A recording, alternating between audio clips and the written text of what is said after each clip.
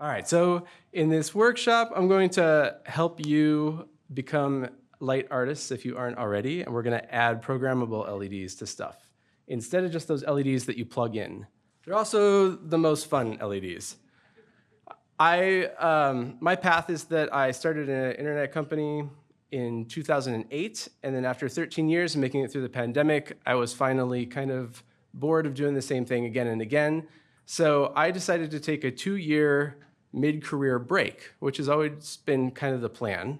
I watched my parents and their friends in retirement, and they didn't seem to be able to use their retirement with the same vigor that they had hoped, just as bodies decline, right?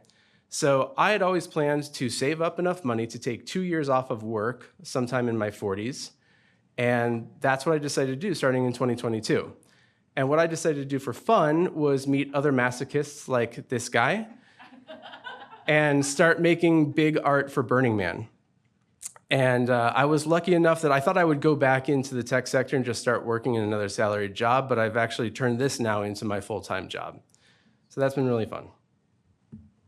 Okay, yeah, so first, as I give this talk, as I was putting all of this work that I've done in, it felt disingenuous to not mention that guy. That guy is Justin Belcher. He is your Boise local preeminent LED artist. And his booth babe is here as well. We call her the booth babe because when he's out like what we call punting shows, where he's in the back of a large audience and running the LEDs, people really want to come up and talk to you, right? So Martha plays a really important booth babe role. She's usually real done up, and people just think of her as a typical festival goer, have no idea she's an ER doc. And she just intercepts and speaks geek to them so that Justin can like focus on doing his work. This is a piece that Justin and I are currently working on together. It's going to be an inverted mechanical butterfly that unfurls above a DJ. So that's been really fun. And I thought I should also just show you and feature another incredible thing that he did for last year's Burning Man. This is many, like 80,000 LEDs of a very exotic type that are very tiny, and they're in this gigantic, what we call like the Skittle on tank treads that goes around.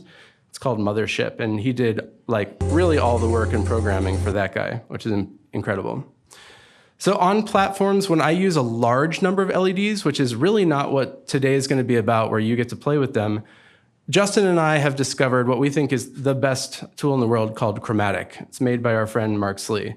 And later in some of my talk, I talk about like the hierarchy of what gives you the most functionality when you're controlling LEDs. I put Chromatic at the very bottom, which in this graph is the best. And you're lucky enough that Justin is kind of, other than the creator, he is the preeminent and best chromatic programmer in the world. So you really have an incredible resource here in Boise. Today, I'm going to show you how easy it is to add these to your own projects. First, I'm going to play, though, a 3-minute video of why you should get into this. It's my recent portfolio of larger scale artworks. One of these, the first one, is actually made with Pixelblaze, the platform that we could learn and play with today that I'm kind of like promoting. This is the Denver halftime show for Christmas of 2023. And there are 28 costumes being worn. They make you look like stick figures. And the Broncos cheerleading squad is running all of these. They're running this tiny Wi-Fi controller mounted in the small of their back with a battery pack. And they're all synchronized to the same time base. So they can switch the colors and the patterns that you see, synchronized to the music, and all at the same time. You think I had Wi-Fi troubles today? That's about the most like an NFL stadium is the most hostile Wi-Fi environment you could ever imagine. And what you're going to see at the end, which is the particularly most interesting part, is you got to ask yourself, when you see a pattern that goes across all of them, like this circular thing that's about to happen, or it's pulsing around like that, how do they all know where they are, and how do they time themselves correctly to be? That's called a teaser. That's for later in the... Probably the most unsafe thing I've done with lasers is hitting a woman who came up to me that day and was like, "I'm a human disco ball."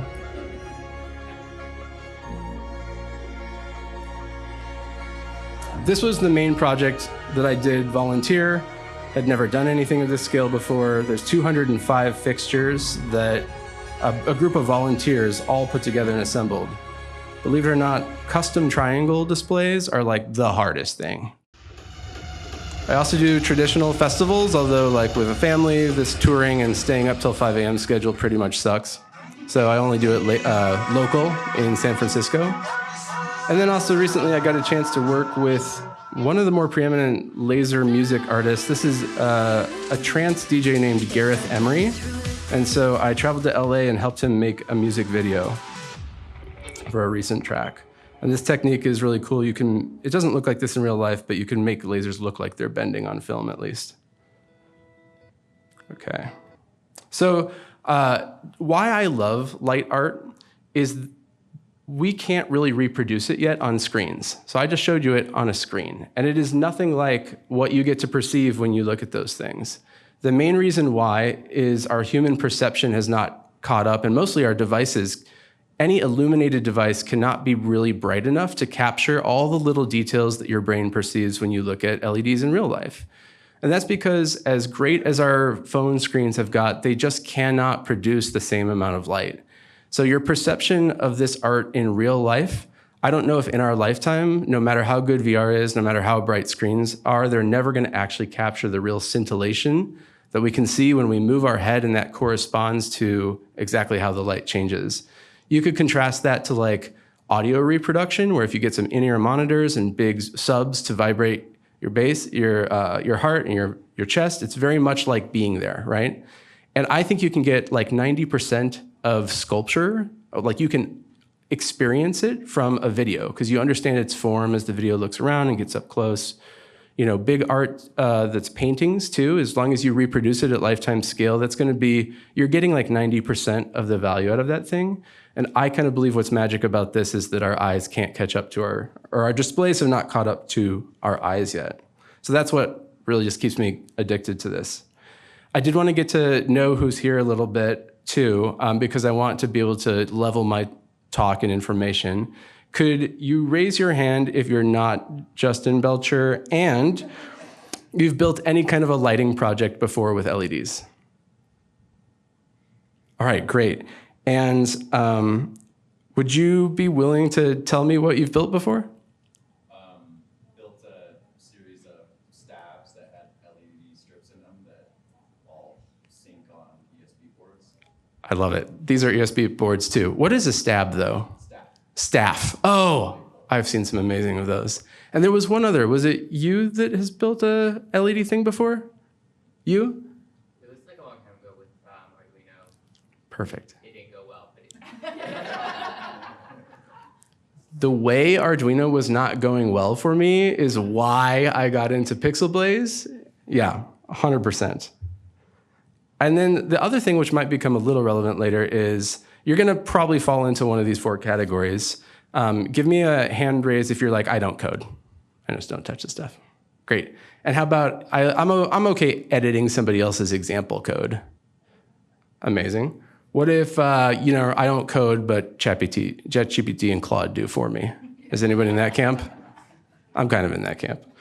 And then, anybody write code for a living, like software developer? Okay, great. What a difficult mix for me to adapt to. You guys. All right.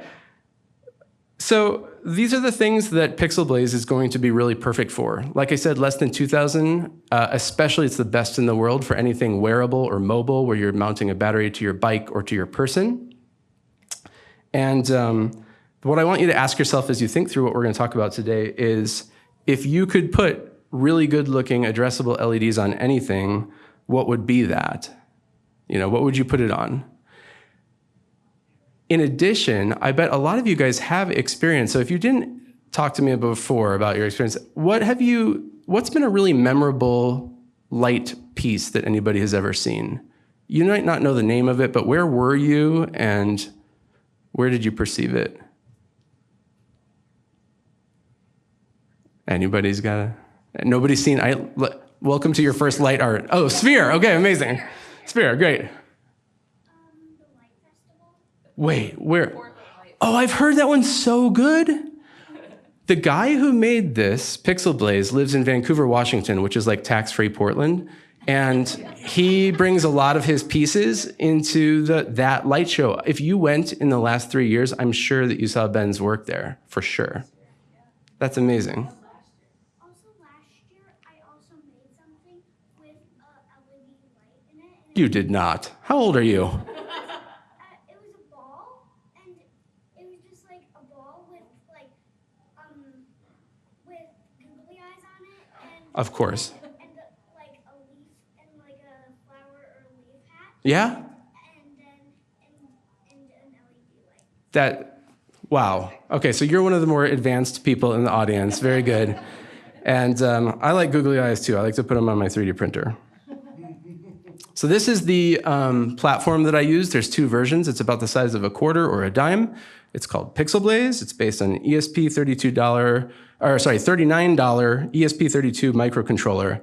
And what I love about it is that as opposed to our Arduino or when we're compiling Java for Chromatic, we just type on this thing, and on every key press when you're editing code, it just is instantly on the LEDs. And if there's a problem in your code, it flashes up right there and tells you what the problem is right there. There's, okay, so what's the closest iterative? Oh, if anybody is a web developer and uses like a live reload tool, you know how much faster you learn and you get really good really fast. And that's what this is like for LEDs. All right, so I should give like a really quick conflict disclaimer. I always appreciate these in other people's talks. I started using this platform in 2018, but then when I was mid-career break in 2023, I did do about the equivalent of 5 months of full-time consulting work for Ben, who makes Pixelblaze. It is a one-man shop. It's a tiny operation. But I have since not had time to do much of that, and I've been working on these other projects, and so I don't have a financial relationship and haven't for like about 5 months with them. Even so, I think if you bought additional Pixelblazes, it wouldn't end up in my pocket even if I was still working for them. But I shill it because I still think it is the absolute best for small to mid-sized projects, especially. It's kind of a travesty in the world to me that the most popular little ESP-based 32 controller is called a WLED or WLED. And I think this one is just so much better. So it's kind of like wrong how this has been working out.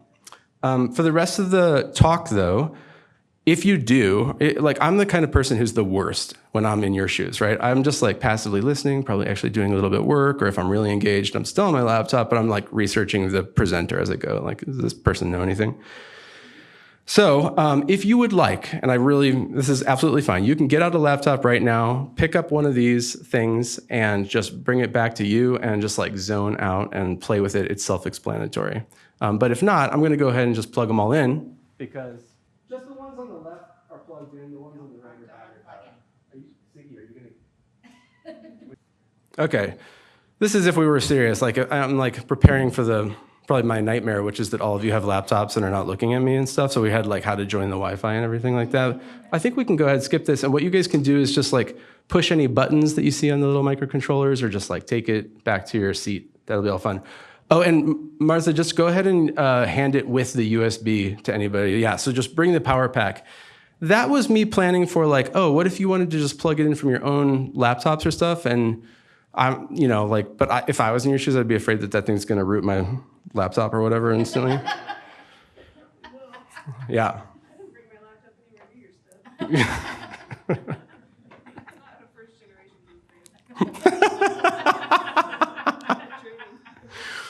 training. All right.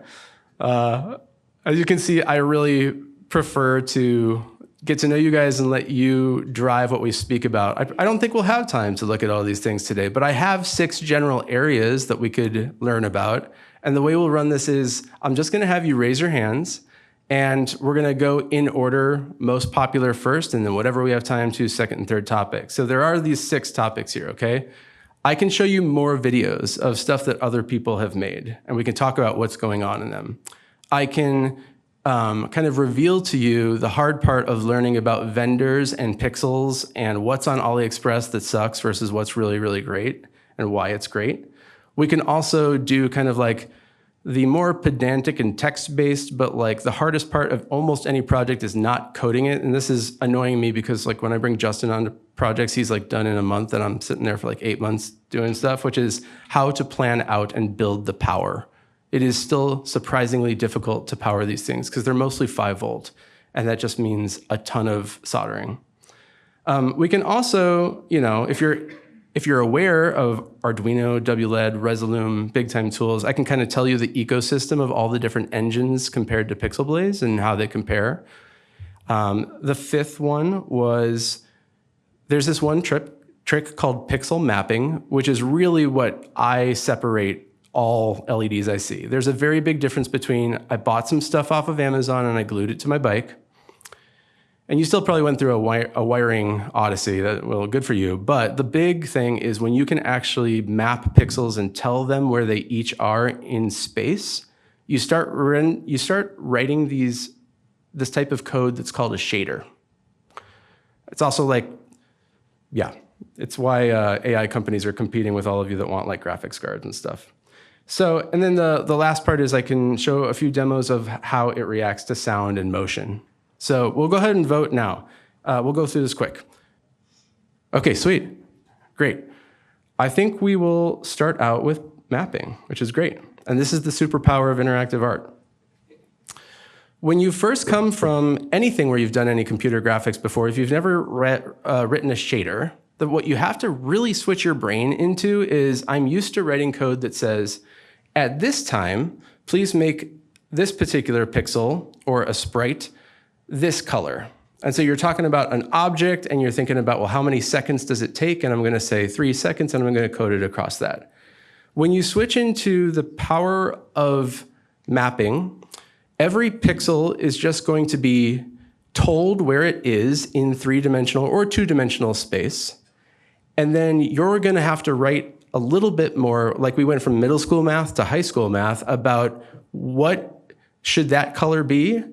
And I have no idea what time it is. Or I have to like reference something external to my time. But basically the function looks like, give me X, Y, and Z, and as quickly as possible, tell me what color that X, Y, and Z should be. Like might not even know if I'm a physical pixel. I'm just a position in space. You tell me how bright I should be. And that's called shading a pixel. And shaders run on GPUs. They can run on CPUs too, hat-tip chromatic.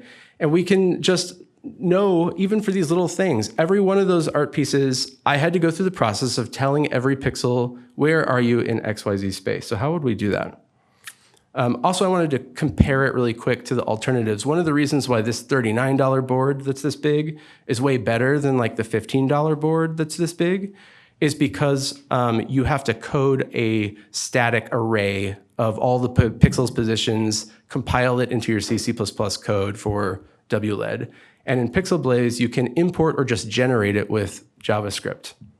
The ways that you do that, like how do you actually import or get these things in? Well, one is, probably the easiest is if you've already planned your piece out in CAD, you just export your points. If it's a general, regular thing, like I map most of my things as cylinders, my Christmas tree as a cone, some of those things are like Fibonacci spiral sequences like you see in nature. Others are just a grid, X, Y. Then you just write a little bit of JavaScript to do that for you, which is absolutely wonderful. And then we're right on the nascent end of people being able to use their phone cameras. If you have a Twinkly at home, they did this really well. And you just like take a video, you kind of walk around it as it plays this gray code calibration pattern, and it'll like just generate the positions. But last but not least is the easiest thing to do is you just take a picture of it, and on your laptop, you use a tool that you click pedantically on every pixel, and it will just generate XY 2D map of where every pixel is, and then you import that into Pixelblaze. So this is what Pixelblaze looks like in the map generator. Right here, I have that 6-sided cube, and I broke this down into 6 surfaces of 8 by 8 rectangular matrices, and so I wrote just a little bit of JavaScript to generate that all for me, add it to this big array, and now the rest of my time, it's going to take my shader and display it across those positions in space, X, Y, and Z. So I can sweep things through the entire piece. What's beautiful about this is I can reuse the same 3D or 2D code on almost all of these pieces. I do not have to adapt them at all to the number of pixels or what kind of pixel they are. Because we've abstracted the concept of the shader away from the concept of where are the pixels in space, I take one shader and I just copy and distribute it onto any of my art pieces, and then it knows where it is. And so imagine how much more productive you can be if like you have N art pieces and J pieces of code, and then they just all work together. That's the beauty of mapping for the programmer. So here is the exact same code running on a 1D display. That's this center bar of 128 linear pixels, 2D, 16 by 16 grid, and that 3D thing that is like 6 times 64. So that one piece of code is a virtual set of kind of like spheres that are just gently moving through space. And on the one on the right, you kind of get to see how they move across the panels. The one on the left, you get to see a 2D slice of the spheres as you move through them in space. And the one in the center is what it would look like if you only had 1D of vision and you were slicing through that exact same geometry.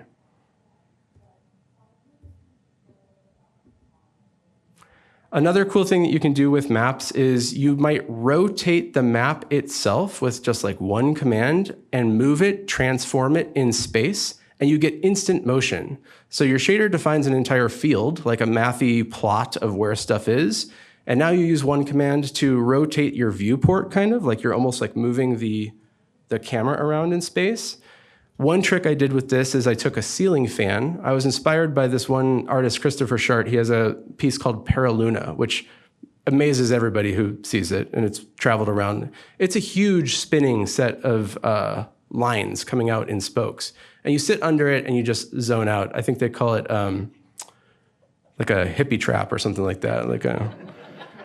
So I wanted to try to recreate it as Paralunita, like the tiny version of it with a ceiling fan. And this was a gift that I made for my friend on the year that Burning Man was canceled. And this is his favorite art piece. And so I made him kind of like a living room version of Paraluna.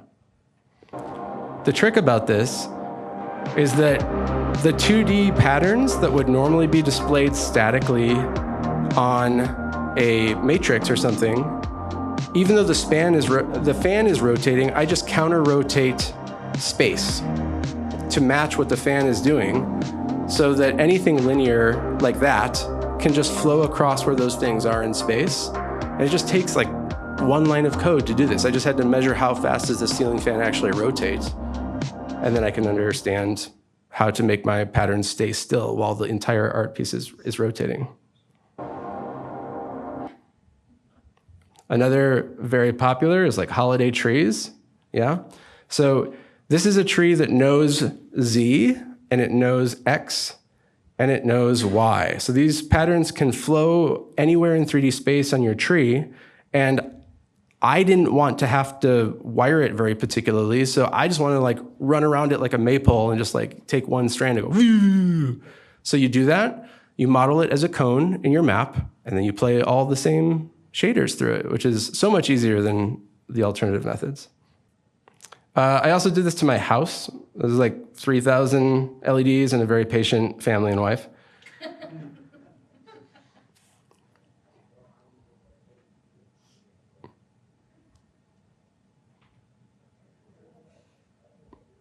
So you'll see some of these patterns can flow through all of space. If you look at this one in particular, the colors all come up through wherever those pixels are and kind of flow across many different shapes that you have installed. So that's really the power of mapping. And so if you get into any tool, I think one of your first things is you're like, okay, is this something that's capable of mapping? That's why it's so good. And that also, one last thing is that last part of this video we already saw. Watch again for how the white highlight is going to flow in and out or all around. That's just because we knew the choreography ahead of time, and we programmed where each cheerleader was supposed to be at that point in the overall halftime show. That's how you do stuff like that. Okay, that was why mapping is so good. I think the second most popular one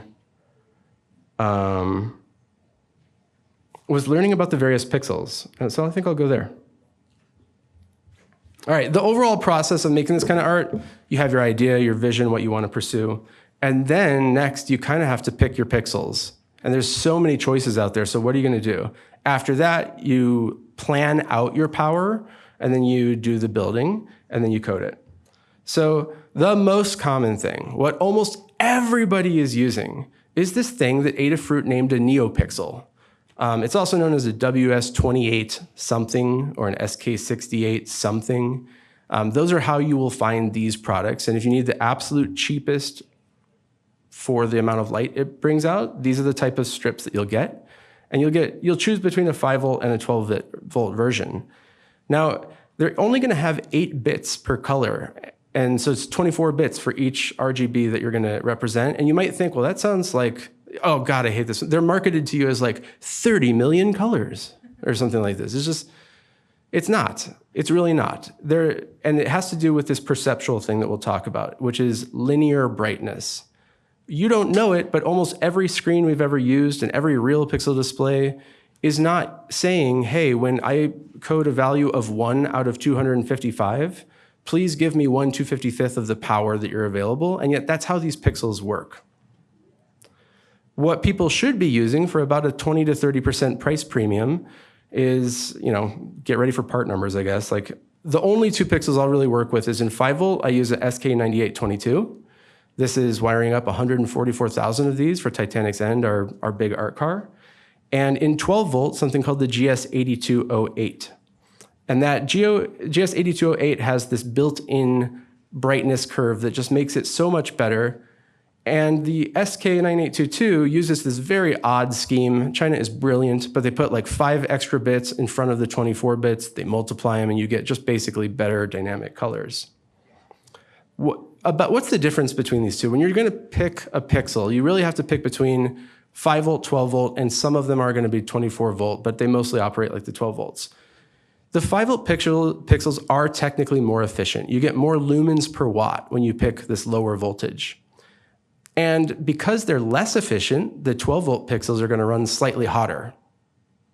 They're just a little warm. They're not uncomfortably warm, but you're burning more of it into heat. However, in the 5 volt pixels, all the products you buy are going to require more copper. The wires between them are thicker. When you buy those strips, they've actually embedded a deeper trace on each one of those flexible strips. And when something has more copper, it tends to be more expensive for all the things that you have to wire up to it. So when you're buying copper wire for Titanic's End, we're buying like, half a kilometer of 10 gauge wire, which is just expensive and not fun to solder. And also, when you use 5 volt pixels, you have to reconnect your power back into the pixels pretty often, because what happens is the voltage starts to sag and you start to get from 5 volts, and by the time you're down at 4, the pixels start glitching out and they just don't work anymore. Versus in 12 volt, because they use less current, they drop less voltage across that resistance, and then you can get them all the way down to like 8 volts and they still work. What does that actually mean? It means that in 12 volt, you do less work. But unfortunately, some of the best pixels in the world only come in 5 volt, specifically these clocked pixels that I love, these SKs. So here we have a little grid, and if you can see that, the close-up, on the left-hand side are the pixels everybody is really using, the 25% cheaper ones. Top is 5 volt, bottom is 12 volt. And over on the right, we have the ones I'm recommending. I'm going to skip to the part where I tell you can't really just look at the pixel and tell. I think you can see it in the art for sure, as long as your LED engine also supports that greater bit depth or knows how to do a gamma curve. But one of the things you might have noticed if you were looking really closely is just because it has 4 wires or 4 lines connected on it, it doesn't necessarily mean it's the most beautiful kind. It could mean that instead you have a backup data line, which is just a thing that they do on some pixels because, I'll tell you how these pixels work in a second, and it's not very robust, so they're like, we need a backup. Okay, sounds good. But the really good 5 volt ones, and they only come in 5 volt this way, are actually, they have 4 wires because one of them is data and one of them is clock. So the clock is saying, go, go, go, go, go, go, go, go, and you can actually pick the speed that they propagate their data down. All right, why would you choose these more expensive ones? Because of color accuracy, and where it actually matters is on the low end. When you are dimming down to black, or when you are displaying a gradient where this side should be off and this side should be as bright as possible, all of us that have done this for a while can instantly tell when you've used the cheap pixels because there's just no beauty in the low end. Like there's no like smoothness to the way that it moves. Picking a low end color accuracy is way more important than your overall brightness. The second benefit to those 5-volt ones that have the clock line is the speed at which you can display updates. They're at least 3 times faster. You run that clock, normal pixels, they send all their data in a little line playing a game of telephone at like 800 kilohertz. And the greatest pixels, we run between 2 and 20 megahertz.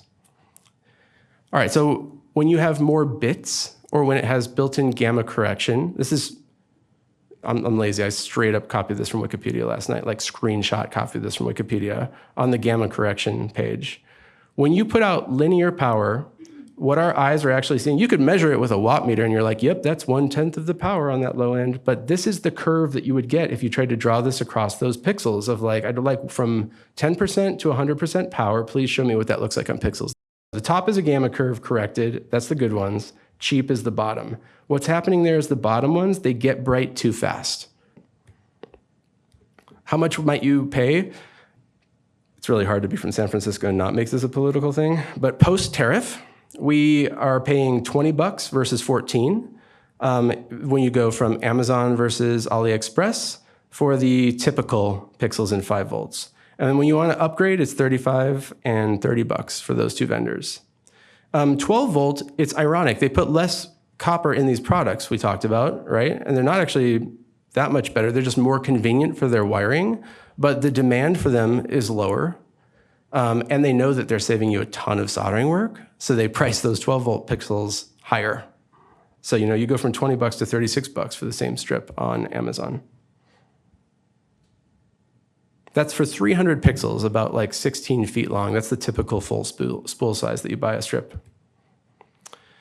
And why does clock speed matter? In other words, why gamers are in a GPU bidding war with AI companies, why it got really expensive to get a nice gaming laptop recently.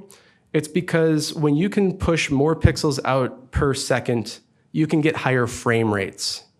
On some of these projects, I'm pushing like 300 frames per second. It's just beyond what a human can even perceive as the difference. And yet, when you start to string too many of these along in a line with WLED or the other default LED engines, they really start to suffer down into the 15 to 30. I mean, 30 at the absolute best. But many of these art projects, you wire them up your first time and you're like, oh my gosh, I'm getting 5 frames per second. It's just stuttering the whole time. So that's another reason to potentially pick a clocked pixel if you have to run a lot of them in a straight line. And so how do these pixels actually speak? They are all wired up to their neighbors. At electrical engineering level, this is called a shift register. And it is a very inefficient way of talking to everybody versus some stuff that happens in our computers where it's a bus, where it's like me right now, I'm shouting to the whole room. And I can be like, Rebecca, do color red or something like that. Oh, hey, you moved. The way that these pixels work is I want you to imagine that all of us were standing in a big, long line out in some fog. And we had to play a game of telephone where it's like, it's my job to tell the last pixel, one of you guys, at the very far end, what your color is going to be. And I have to do it by writing on a whiteboard and holding it up. And hopefully somebody through the fog 10 meters away is going to be able to read that and be like, pass it on to the next pixel. As you can imagine, this is not going to be super reliable when you start to put 10,000 of us in a line, and it's slow. So the fact that these all just work as big shifters, tell your friend, and then the last message you get is you're like, that's my color, I'm keeping this one. That's how they work. So they peel off one color and then they pass the rest on, is how all of these things work. That's why you might want to clock it to get faster updates and get more smooth animations. And that's also why you might want to keep your pixel runs when you plan your art projects lower. In a different section, I give a recommendation of about 200 max, which should cover you for all the different types of pixels as a conservative estimate. But just, yeah, if you put like all 300 across one controller, you're going to maybe start to have some flickering problems. And you're like, why? Well, it could be voltage, and it could just be like the data doesn't love traveling that long. Okay, let's check back in and see where we really want to go, though. Great, we're going to go into that hard part of power. Okay, so we're in step 3. This is the most rookie mistake. I did it so many times. I actually did it 144,000 times with Titanic Zen, is you start to look at these specs. As soon as you start to understand the math, you're like, I need the brightest thing I'm going to blaze your retinas with every art piece that comes. And for a bunch of reasons, it ends up working out that you should just not plan around this. I now run almost all of my art at 70 to 80% brightness max. It extends the life of the pixels. It makes my power planning so much easier. So if you really test your piece and you're like, it's just not bright enough, well, then what you should really do is just start doubling up pixels in that area, or you should start picking a different pixel that's brighter at its core. But don't plan for max power when you plan power. The overall power planning process is you're going to pick your pixel, and we'll go through all the different things you look at there. You're going to look up their maximum current. This is the one most important step. I do it so often, I just got them memorized. You look up and plan for how many can I put in a row? And if you have to put more than 200 on your art piece, you're going to plan for lots of different what we call channels or runs. So I'm going to find a way to run more wire or fan it out in more of like a star topology to get more channels running out. And then you need to order those pixels because the specs on AliExpress are never accurate, never once. And then you need to do some things to plan for safety. Okay, then you actually typically iterate through this. You get down to step 3 or something, you're like, channel length, oh my God, I can't use more than 150 on these pixels, and you got to go pick new pixels. Pixels, picking size, mostly you're using surface mount components that come on a pre-made strip or a strand of some sort, and these are the different sizes. That 50/50 chip means it's 5 millimeters by 5 millimeters. That's the most common chip you ever see. And you can get as big as like what are called chip-on-board modules. This is going to be a 10-watt module here on the right, also RGB controllable. Then you pick your density. You've probably seen strips like this, most common being 30. That's not on this graphic. Then 60, which is up at the top here. And the other most common one you can get, which really starts to eat your power, is a very dense, almost as tight as they can pack them on a strip. That's 144 LEDs per meter. And then if you're using a strand, here I'm showing a picture of different pebbles strands, which are really popular right now because they flex super well and they're tiny and you can use them on wearables and stuff like that. Those typically have like 3, 5, or 10 centimeter spacing between the wires. So you pick your density, you pick your voltage. We talked about this one already, why you go 5 or 12. And your form factor is how they are packaged, what you're actually buying. Generally, if you're not planning your own diffusion, it saves you a lot of time and money to get something that already has like a little milky white diffuser based on top. And that stuff can look really good. It's worth whatever premium they're charging. But here we've got things that are really popular. If you've ever seen like, everybody's seen around Christmas season, the social media, like somebody has put like 4 billion pixels on their home and their neighbors love them. They just love everything about it. They're generally going to use these, they got to go big, so they got to go cheap. And they're going to use these cheap pixels called bullets that are right there. And these are called pucks right here. And also really cool is like LED neon, where they've already encased it in a flexible silicone strip. And this is called a cob strip or chip on board, which they also put a line of silicon on top of to pre-do some of that diffusion. There's like a saying, light artists are 10% software developer, 40% soldering, and 50% planning diffusion. So a lot of the time that you actually put into making great art is messing around in a lab where you're like holding different pieces of glass, metal, and plastic at different distances and angles, and that's diffusion. And it's a surprising part of what really matters. All right, that power planning step 2 is to look up their maximum current. It's going to be in the milliamps range for most of these modules. So you're going to count your LEDs that you needed for your installation after you thought about your density, and you're just going to multiply it by some like safety max number. The reason you're not going to run them at these, but when, not if you, but when you screw up your project and you have put all white out of them and you're like, why isn't the code connecting, but they're still white? You're trying to not cause fires. So that's why you're going to use either 15 or 60 milliamps and multiply that out by the number of chips that you're using. That third step was planning for the longest run, how many in a line. And, you know, anybody I'll find a way to publish this online. You guys can get this because you'll remember this. But like I said, about 200. Other rules of thumb, the total distance starts to matter. So you should be really impressed when you see stuff that's mapped across like a whole city block. That is hard to get the data and the power that far. And so generally you guys will be safe if every one of these runs is going to be less than 5 meters or 3 meters in length. Okay, so you've put all that together in your mind. You're like, check, check, check. I think that's all going to work out. You order them and you test them. And then after you've done that math on the maximum current for the worst case scenario, they're all white, you fuse them. You install physical fuses that will blow for when, not if, but when you short them out. You're trying to not burn people that like the art, or their property. That's really important. You know what we could blaze through that is still fun, you guys didn't vote for, but I think it's good, is just to kind of look at some of the other projects that people not me have made. Quick disclaimer on this slide. So there are scantily clad young women dancing with pixels on them. This came about completely organically, okay? Nobody was compensated. This wasn't my idea. This was a promotional piece where like an artist sent this into us and was like, look what I did. I mapped a bikini. And we're like, okay, that's amazing. What a great way to showcase the fact that we can do wireless synchronization of many different microcontrollers and stuff. So that's what you're seeing first here.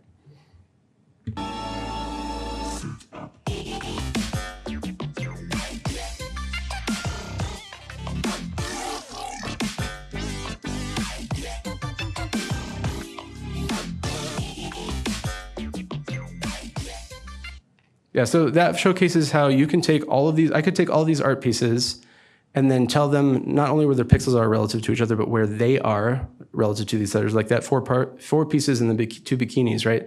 They know what's above each other. And then you just put them into sync mode and they all start rendering in a distributed fashion, like taking off their little share of the pixels and doing that math, which is really, really cool. And something that is really unique to Pixelblaze.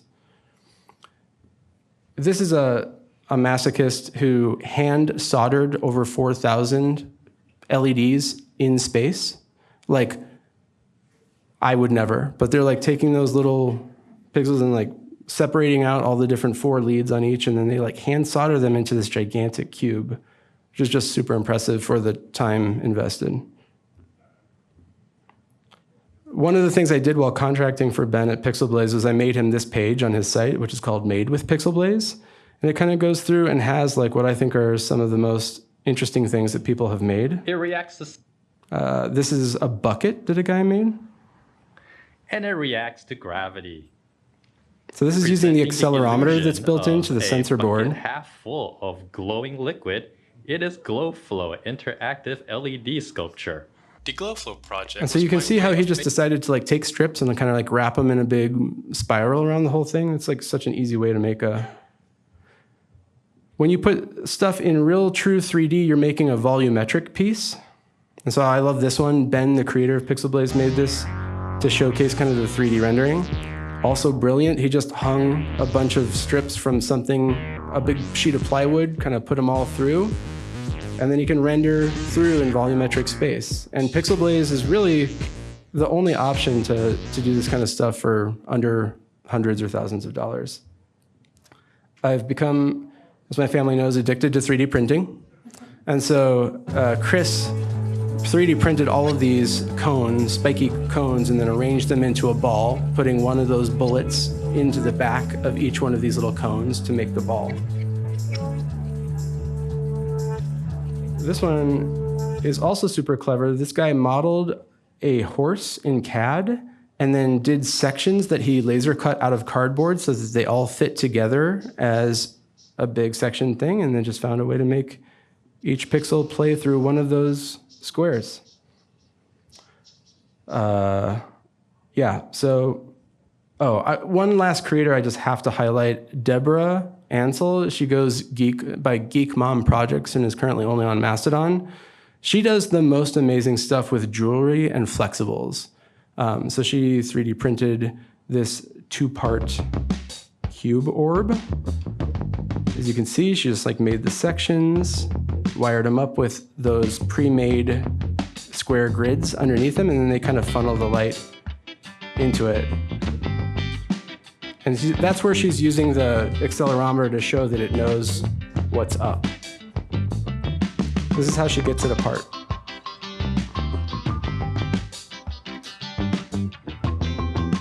She's also at the Portland Light Festival, had a lot of stuff there as well. And she's probably one of the best in the world at putting small LEDs into flexible, plush, and like home good type stuff.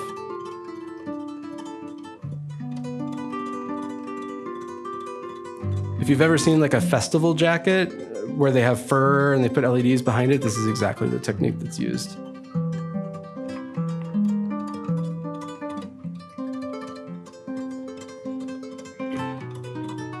Cool. So I'm glad I got to show you some of her stuff too. We have 2 minutes. Does anybody have a burning question that they would just love to talk about? What are some of your favorite 3D printers?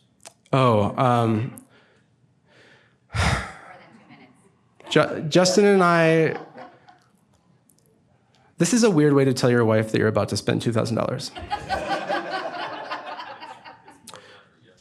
Stop, dude, what are we doing? What are we doing here?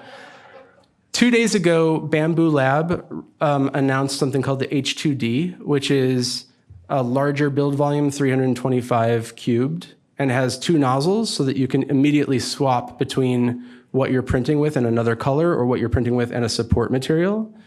That's coming to our house in a few months, hon. But for now, by far, what I think if you had to buy one printer, if you're like, I haven't done much 3D printing before, you should get the Bamboo Lab A1 Mini. It can make stuff about this big. It'll be. Oh, amazing. Yeah, $220, the most accurate, fast 3D printer. I had done 3D printing in like 2010 and had the worst time. I hated every moment of it. Gave it up, swore it off until like 2 years ago. Another reason my family doesn't see me as much. And now just like the Bamboo Lab stuff just works for a good price point. It's one caveat being that it's not open source. So if open source is extremely important to you, I still think you should be in the Prusa ecosystem, probably paying up for that Czech Republic manufacturing. And the Core one is probably the one I would get there. And then in Bamboo Lab, though, if you have a budget that's sub 1,000, I would definitely get the P1S with an AMS. What that means is fast, 256 cubed, and you can switch up to 4 colors out of the box. Just amazing accuracy and speed for what we can do now. It's really unlocked your creative potential. Thanks. Oh, man, what a bait question, man. Like, if you could have picked any question, like, oh, thank you. It's like I planted you. All right, that's it. Thanks, guys. Thank you for attending.